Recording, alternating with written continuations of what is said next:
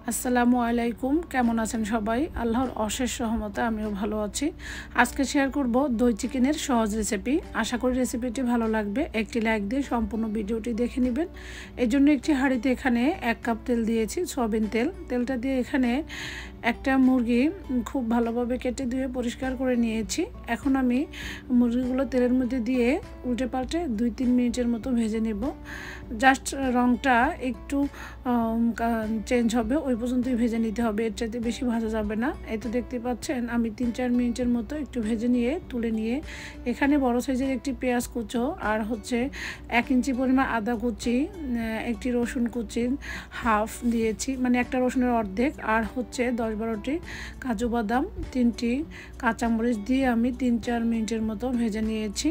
তো এই মশলাগুলো ভেজে যখন একটু ঠান্ডা হয়ে যাবে ওই পর্যায়ে তুলে এটা আমি ব্লেন্ডার ঝাড়ে ব্লেন্ড করে নিব।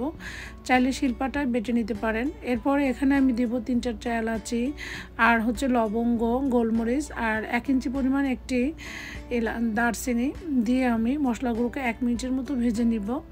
তো এই তো আমার ভাজা হয়ে গিয়েছে। এখন আমি এখানে ওই যে মশলাটা ভেজে রেখেছি সেটা ঠান্ডা হওয়ার পরে ব্লেন্ড করে নিয়েছি।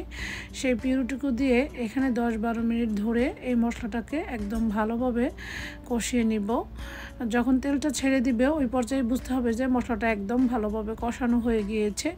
এই তো দেখতে পাচ্ছেন মশলাটা ভালোভাবে কষিয়ে নিয়ে এখানে হাফ চা চামচ জয়ফল এবং জয়ত্রীর গুঁড়ি দিয়েছি, দিয়ে আর দিচ্ছি স্বাদ মতো লবণ দিয়ে ভালোভাবে নেড়েচেড়ে 3-4 মিনিট কষিয়ে নিব।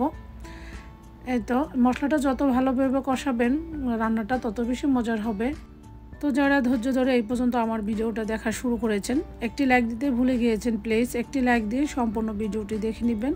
এবং যারা এই কাজটি করেছেন অসংখ্য ধন্যবাদ। আর যারা আমার চ্যানেলে একদমই নতুন এসেছেন, ভিডিওর কোনো অংশ যদি ভালো লেগে যায় প্লিজ সাবস্ক্রাইব করে পাশেই থেকে যাবেন। এরপরে ওই যে টক দই নিয়েছি 1 কাপের মতো, সেটা আগে থেকে খুব ভালো করে ফেটিয়ে নিয়েছি।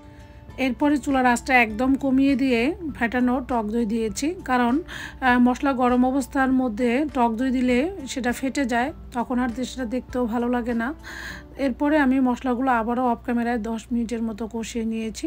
এরপর ওই যে আগে থেকে যে ভেজে রাখা চিকেনগুলো সবগুলো দিয়েছি, দিয়ে আমি নেড়ে চেড়ে চিকেনগুলো একদম মিডিয়াম আঁচে 3-4 মিনিট কষিয়ে নিয়ে আবারও ঢাকনা দিয়ে ঢেকে 10 মিনিটের মধ্যে একদম মিডিয়াম আঁচে কষিয়ে নিয়েছি। দেখে হয়তো বুঝতে পেরেছেন চুলার আঁচ কতটাই কমিয়ে রেখেছি। এরপরে এখানে দিয়ে দিব 1 চা চামচ গোলমরিচের গুঁড়া। তো সেম পরিমাণ এখানে গুঁড়ার মশলাও দিতে পারেন, তো আমার কাছে ছিল না তাই আমি গোলমরিচের গুঁড়াটাই দিয়ে দিয়েছি। এরপরে আবারও ভালোভাবে নেড়ে চেড়ে কষিয়ে নিয়ে এখানে দিয়েছি 1.5 কাপ ফুটন্ত গরম পানি দিয়ে ভালোভাবে নেড়ে চেড়ে ঢাকনা দিয়ে ঢেকে চিকেনগুলো পারফেক্টলি সেদ্ধ হওয়া পর্যন্ত অপেক্ষা করব। এই তো ফিরে এসেছি 10 মিনিট পরে। এখন আমি চিকেনগুলো উল্টে পাল্টে নেড়ে দিব।